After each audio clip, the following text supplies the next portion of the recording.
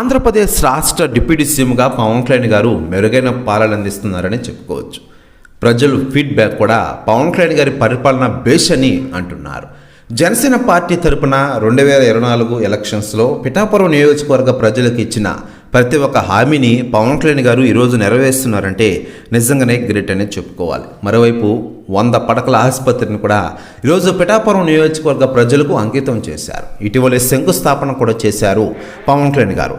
ఇలా పవన్ కళ్యాణ్ గారు ప్రజల మనిషిగా ఆంధ్రప్రదేశ్ రాష్ట్ర రాజకీయాల్లో కీలకంగా వ్యవహరిస్తున్న విషయం తెలిసిందే. మరోవైపు పవన్ కళ్యాణ్ గారు స్థాపించిన జనసేన పార్టీలో కూడా మాజీ మంత్రులు, మాజీ ఎమ్మెల్యేలు, సెలబ్రిటీలు చాలామంది ఇప్పటికీ జాయిన్ అవుతున్న విషయం తెలిసిందే. చేరికలు రోజురోజుకి పెరిగిపోతున్నాయి.